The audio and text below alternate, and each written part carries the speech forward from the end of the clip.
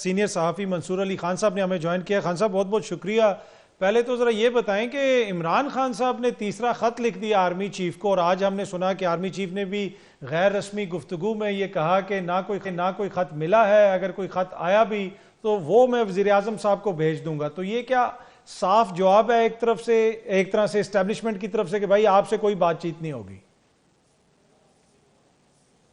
नहीं, मेरे ख्याल में जाहिर बात है, क्योंकि ये चीज़ें जो है वो फॉर्मली पब्लिक डोमेन में हो रही हैं, तो पब्लिक डोमेन में तो जवाब बनता भी था यही कहना कि जनाब इस किस्म का कोई कांटेक्ट नहीं किया जाएगा या रिप्लाई नहीं दिया जाएगा। लेकिन मेरे ख्याल में बैकडोर चैनल्स के अंदर जो है वो राब्ते तो रहते हैं। अब वो डिपेंड करता है कि क्या एडमिनिस्ट्रेटिव अफेयर्स की वजह से रहते हैं, केपी गवर्नमेंट के हवाले से रहते हैं, अली अमीन गंडापुर साहब के साथ रहते हैं, तो वो सिलसिले तो मौजूद हैं। लेकिन अगर कोई ये समझता है कि इसके जरिए कोई नेगोशिएशंस हो जाएंगी, और खास तौर पे जो तीसरा खत भी आया है उसके अंदर भी बड़ी सख्त लैंग्वेज यूज की गई है, सो फिलहाल तो यही लग रहा है कि काफी सर्द मोहरी है दोनों अफराद के दरमियान, और फिलहाल कोई चैनल ऑफ कम्युनिकेशन, कम से कम डायरेक्ट चैनल ऑफ कम्युनिकेशन तो बिल्कुल भी नजर नहीं आ रहा। अच्छा, पर क्या वजह है कि खान साहब ने ये तीसरा खत लिखा? ऑब्वियसली पहला खत जब उन्होंने लिखा, दूसरा लिखा, थोड़ा सा तो उन्होंने भी जज कर लिया होगा किस किस्म का माहौल है। रीजन कि वो बार बार ये खत लिख रहे हैं?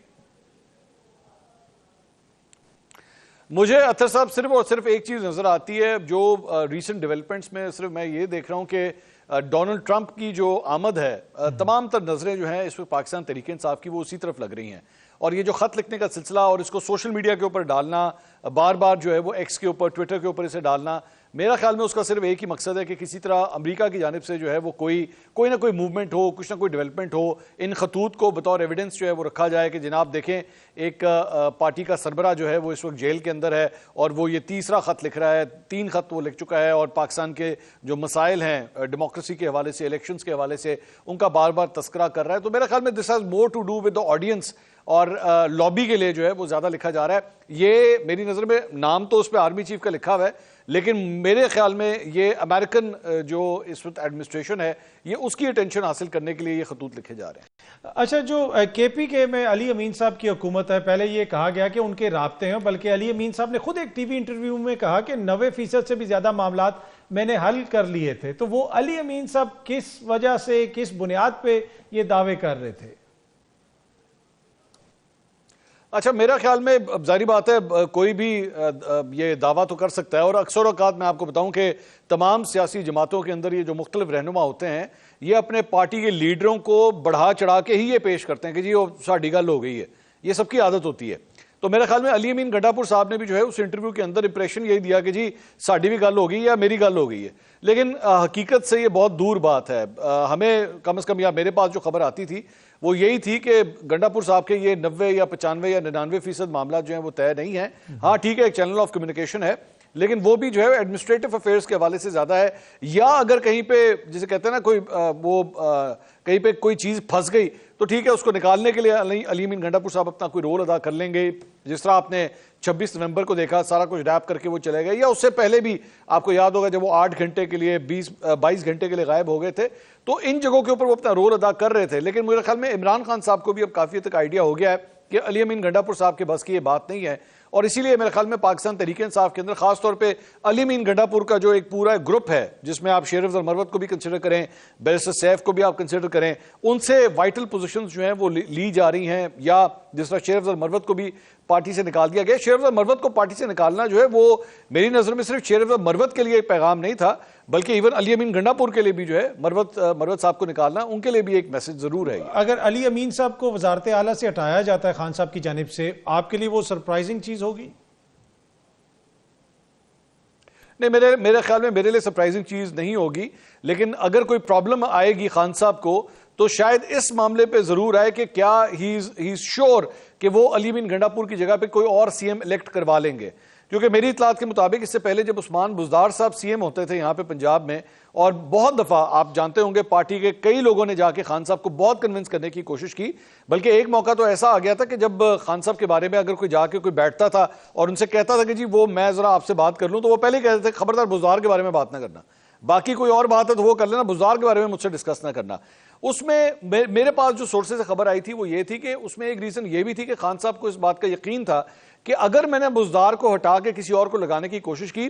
तो शायद बगावत हो जाएगी, और मैं अगला सीएम ला ही नहीं सकूंगा, तो वो उस्मान बुज़दार के साथ जो है एक किस्म का स्टकअप भी हो गए थे। तो यहां पे भी अली अमीन गंडापुर साहब को अगर हटा भी दिया गया तो क्या इस बात की गारंटी है कि दोबारा वो एक सीएम लाने के लिए उनके पास जो है नंबर्स पूरे होंगे और कहीं पार्टी में बगावत नहीं हो जाएगी? क्योंकि ज़हन में रखिएगा, इन तमाम रहनुमाओं के अपने अपने धड़े भी होते हैं, अपने अपने लोग भी होते हैं। मिसाल के तौर पे अगर आज भी अली अमीन गंडापुर की भी बात करें तो और कुछ नहीं तो 10-15 एमपी तो कहीं नहीं गए, वो डेफिनेटली उनके साथ जरूर आप समझते हैं कि तो खान साहब के क्या इतना आसान हो जाएगा? खान साहब के मुकाबले में इस वक्त केपीके के अंदर 10-12 एमपी खड़े हो सकते हैं? डू यू रियली थिंक ये एक जेन्युइन प्रोस्पेक्ट?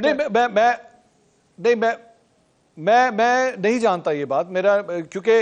वो जब कहते हैं ना जब ये मौका आएगा तो फिर पता लगेगा कि क्या हो सकता है या क्या नहीं हो सकता। लेकिन इस वक्त तो बहुत मुश्किल है, जाहिर बात है 2/3 मेजॉरिटी की गवर्नमेंट एक बनी हुई है, तो उसके साथ क्या किसी को तब्दील कर लेना क्या मुमकिन होगा? मेरा ख्याल में ये जब वक्त आएगा तो पता लगेगा, लेकिन आसान नहीं होगा, जरा थोड़ी सी मुश्किलात आएंगी, क्योंकि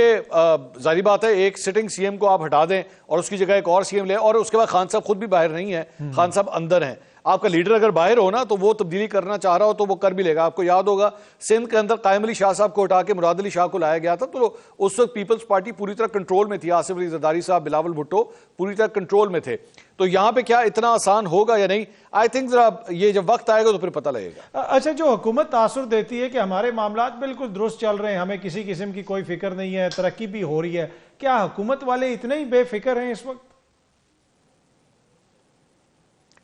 नहीं, मेरे ख्याल में आज तो जो आर्मी चीफ की जानिब से बयान आ गया है कि जनाब मेरी तरफ कोई खत आएगा तो वजीर आजम की तरफ जाएगा। दूसरा उन्होंने कहा जी पाकिस्तान तरक्की कर रहा है, पाकिस्तान तरक्की करेगा। ये जो 3 जुमले हैं ये तो रिपोर्ट कार्ड के ऊपर जो है पूरी स्टैंप है मेरे ख्याल में आर्मी चीफ की जानिब से मौजूदा हुकूमत के लिए। तो फिलहाल तो मुझे कहीं पे कोई ब्रेकेज पॉइंट नहीं लग रहा। उसके बाद जिस तरह जो तुर्की के सदर हैं तैयब एर्दोगान, वो जब आए हुए हैं यहाँ पे और उनके सामने सिविलियन और मिलिट्री लीडरशिप ने जिस तरह एक सेम पेज का जो एक इफेक्ट दिया है, मरियम नवाज साहबा भी ऑल द वे पंजाब से उठ के वहां पे गई हैं। फिलहाल तो उसके अंदर मुझे कोई तब्दीली नजर नहीं आ रही। अगर आप जुडिशरी के मामला देखें, मईशत के मामला देखें, फिलहाल तो दोनों बिल्कुल फ्रीक्वेंसी के साथ जो है इकट्ठे चल रहे हैं। तो मुझे क्लैश का एरिया फिलहाल कोई नजर तो फिलहाल नहीं आ रहा। लेकिन आप जानते हैं ये पाकिस्तान की तारीख है, क्लैश कब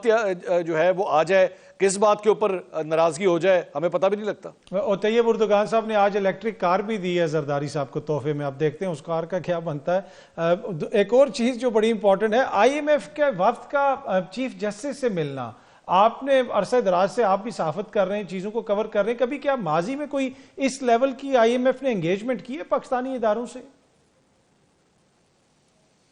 नहीं, इससे पहले तो वाकई मैंने नहीं की हुई, लेकिन अलबत्ता मुझे थोड़ा सा इस पे जब मैंने रिसर्च किया तो सीनियर जर्नलिस्ट हैं इमरान शफकत साहब, आज मेरी उनसे बात हो रही थी, उनकी बात मैं कोट करूंगा। उन्होंने कहा कि इससे पहले वर्ल्ड बैंक वाले जो हैं वो chief justice Lahore high court से 2-3 दफा माजी में मिल चुके हैं, और उन्होंने कहा मैंने बताओ रिपोर्टर इसको कवर भी किया हुआ है। लेकिन वो जो बेसिकली मुलाकातें हुई थी उस वक्त वर्ल्ड बैंक की, उस वक्त वर्ल्ड बैंक की कोई स्कीम थी जिसके तहत उन्होंने अदालतों को अपग्रेड करना था, जुडिशरी के ऊपर जो है वो फंड्स वगैरह खर्च होने थे, तो उस सिलसिले में मुलाकात थी। लेकिन IMF के वफ्द का जो है वो गवर्नेंस और जुडिशल मामलात के हवाले से चीफ जस्टिस से मिलना, उसके बाद दीगर इदारों के सरबराहों से मिलना, दिस इज अनप्रेसिडेंटेड। लेकिन मेरा ख्याल में पाकिस्तान के पास या पाकिस्तानी हुकूमत के पास इसके पास चॉइस भी नहीं है। यहाँ पे कोई भी गवर्नमेंट होती तो मेरा नहीं ख्याल कि ऐसी सूरत हाल के अंदर आप उन्हें ना भी कर सकते थे कि नहीं जनाब आपने नहीं करना। ज़ाहिरी बात है आपने उनसे पैसे लेने हैं और आपको उनकी तमाम शराइत आप मान रहे हैं, माजी में भी आपने मानी है। अब सरकारी मुलाजमीन के हवाले से जो नई कानून साजी आ रही है कि ग्रेड 17 से लेकर 22 तक के तमाम लोगों को अपने असासाजात जो हैं वो डिक्लेयर करने पड़ेंगे, अनाउंस करने पड़ेंगे, तो ये सारा कुछ उन्हीं के कहने के ऊपर हो रहा है और आपको करना पड़ेगा। अच्छा, ये जो कानून साजी की आपने जिक्र किया, पीका भी एक कानून आ गया और साफ्ती तंजीमें भी उसके ऊपर एहतजाज कर रही हैं। आपको लगता है कि इस कानून को रिवर्स किया जाएगा और दूसरा जिस किस्म का ये कानून है इसके साथ फिर सहाफत चल सकेगी पाकिस्तान के अंदर? नहीं, देखें ये जो मौजूदा शक्ल के अंदर जो पीका का कानून है इसके साथ तो बिल्कुल नहीं चल सकती, और सहाफती तंजीमें अगर इसके ऊपर एहतजाज कर रही हैं तो हक बजानिब हैं, क्योंकि अगर आप पूरा स्ट्रक्चर उठा के देखें वहां पे सहाफ़ी जो हैं वो कितना को उनका स्टेक है सारे मामले के अंदर, वो जो उसकी अथॉरिटी है उसमें कितना स्टेक है, किसी सहाफ़ी की खबर को कौन जज करेगा, वो उसमें कितने सहाफ़ी हैं। सो मेरे ख्याल में ये पूरा स्ट्रक्चर जो है वो आपको चेंज करना पड़ेगा। मैंने माजी के अंदर भी इसके ऊपर मैंने बात की है कि कोई भी सीनियर जर्नलिस्ट, मेरा अगर कोई केस होता है, कोई मेरे पे इल्जाम लगता है कि जनाब इसने फेक न्यूज़ दी है या गलत खबर दी है, मैं किसी जर्नलिस्ट के सामने बिल्कुल अपना केस फाइट करने के लिए तैयार हूं। लेकिन अगर आईटी इंडस्ट्री से बैठा हुआ बंदा या वजारत दाखिला से बैठा हुआ बंदा बैठ के ये असेस करेगा कि जनाब मेरी खबर सही है या नहीं है, तो मेरा ख्याल में ना उससे समझ आएगी सहाफत क्या चीज़ है, ना मैं उसको एथिक्स समझा सकता हूं। तो सहाफ़ियों की जानिब से होने वाला ये एहतजाज जो है वो बिल्कुल जायज़ है, और मेरा ख्याल में हुकूमत जो है वो अनकरीब इसके ऊपर घुटने जरूर टेकेगी, क्योंकि एक दो दिन पहले ये खबर आई है कि हुकूमत जो है वो अब सहाफ़ियों से इंगेज करने का इरादा जरूर रखती है। अच्छा, जो अदलिया में जिस किस्म की तब्दीलियां हो रही हैं, हर चीज़ को पहले ही डिस्कस किया जा रहा होता है कि जो लाहौर हाई कोर्ट से मोअज़्ज़िज़ जज साहब आएंगे उन्होंने ही चीफ जस्टिस बनना है, अब उनको कायम मुकाम चीफ जस्टिस भी बना दिया गया। अगेन ये जो सारी सूरत हाल जिस तरीके से चल रही है, इसमें आपको इमरान खान का पॉलिटिकल फ्यूचर नियर फ्यूचर में अगले 3-4 महीने में कहां पे नजर आता है? देखिए, मेरे ख्याल में कोर्ट्स के अंदर जो जजेस की तैनातियां होती हैं, मैं इसकी एक एग्जांपल अमेरिका के हवाले से देना चाहूंगा कि वहां पे आप जानते हैं कि सुप्रीम कोर्ट में जब कोई जज वहां पे अपॉइंट होता है तो जब तक वो जिंदा है वो तब तक जज ही रहता है वहां पे, या अनलेस और अनटिल कोई उसे ऐसी बीमारी हो जाए कि उसे वो सीट छोड़नी पड़े। रिटायरमेंट का कोई कॉन्सेप्ट नहीं है वहां पे बीमारी की सूरत में या मौत की सूरत में जो है वो सीट वो छोड़ सकता है। तो लेकिन जब भी वहां पे कोई सदर आता है, चाहे वो रिपब्लिकन प्रेसिडेंट हो या डेमोक्रेटिक प्रेसिडेंट हो, वो अपनी मर्जी से ही जज लगाता है वहां पे। रिपब्लिकन प्रेसिडेंट आमतौर पे रिपब्लिकन जज ही लगाएगा, और डेमोक्रेट जो प्रेसिडेंट होगा वो डेमोक्रेटिक जज ही लगाएगा, जिसके वैल्यूज, जिसके एथिक्स, जिसकी लीनिंग जो है उस पार्टी की तरफ होती है। तो यहां पे भी, यहां पे जो निजाम बन चुका है, जाहिर बात है वो इसी की एग्जाम्पल ले रहे हैं कि जनाब एग्जेक्टिव ने पूरा अपना रोल जो है वो अदा करना शुरू कर दिया है, और अपनी मर्जी के जजेस जिस तरह वो लगाना चाहते हैं वो लगेगा। क्या इससे बैलेंस ऑफ पावर बराबर हो रहा है जुडिशरी और एग्जेक्टिव के दरमियान? नहीं, एग्जेक्टिव की तरफ जो है इसका झुकाव ज्यादा हो चुका है, और इस झुकाव की वजह से मुझे यह लगता है कि इमरान खान साहब के केसेस जब कल को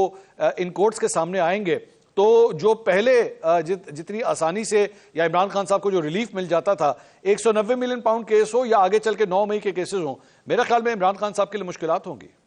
ग्रैंड ऑपोजिशन अलायंस पॉसिबिलिटी है कि ये इकट्ठे एहतजाज करते हुए हमें नजर आए? अच्छा, मुझे ये जो लफ्ज है ग्रैंड ऑपोजिशन अलायंस, मुझे जरा इससे सबसे पहले एतराज है, कितना को ग्रैंड है ये? मुझे मतलब इसमें पाकिस्तान तहरीक इंसाफ है, अच्छा जी ग्रैंड है, JUIF है, ठीक है ग्रैंड है, मिफ्ता इस्माइल साहब या शाहिद खान अब्बासी साहब की पार्टी का हो जाना ग्रैंड है? असल में वो इसमें एक ब्रांड है ना खान साहब, इसमें एक ब्रांड है, वो ब्रांड की वजह से हर चीज ग्रैंड हो गई है मेरे ख्याल में शायद। अच्छा, मुझे एक बात बताइए, ये तो मैंने 2 बड़ी जमातें आपको गिनाई, बाकी तो सबको आप छोड़ देना। अब मतलब बाकी अगर शाहिद खान अब्बासी साहब की जमात के ऊपर अगर आपने कन्वे करना है या रिलाय कर रहे हैं, तो फिर इसका मतलब है कि पायन मतलब फिर ना ही समझिए फिर, अगर तो आप उन पर रिलाय कर रहे हैं। एक बात, दूसरी बात, आ जाए आप JUIF और पाकिस्तान तहरीक इंसाफ, भाई इनका तो आपस में डायरेक्ट क्लैश है। मौलाना साहब ये कहते हैं कि जनाब KP के अंदर भी जो है वो धांधली हुई है, और KP के अंदर जो गवर्नमेंट बनी है वो भी धांधली से बनी हुई है, तो जिसकी गवर्नमेंट बनी है वो तो आपके साथ खड़ी हुई है, पाकिस्तान तहरीक इंसाफ आपके साथ खड़ी हुई है। तो ये अलायंस बंद किस किस्म का रहा है? और दूसरी बात ये, अगर पाकिस्तान तहरीक इंसाफ 26वीं आईनी तरमीम के खिलाफ सुप्रीम कोर्ट में पहुंची हुई है, 26वीं आईनी तरमीम मंजूर किसने करवाई है? वो आपके साथ खड़े हुए मौलाना साहब। मौलाना साहब अगर वोट ना डालते, 26वीं आईनी तरमीम मंजूर होनी थी। तो ये जो भी अलायंस बन रहा है, मतलब ये एक अननेचुरल किस्म का अलायंस है। और आपको याद होगा जब इसी तरह का एक अलायंस पहले PDM की शक्ल में बना था, तो पाकिस्तान तहरीक इंसाफ हमें उस वक्त क्या बताती थी कि जनाब ये सारे चोर डाकू लुटेरे इकट्ठे हुए हैं। तो उन चोर डाकू लुटेरों में तो मौलाना फजलुर रहमान की पार्टी को भी वो मानते थे ना। आज जब वो अगर आपके साथ आके मौलाना साहब जो है वो खड़े हो गए, तो वो डीजल से मौलाना बन गए।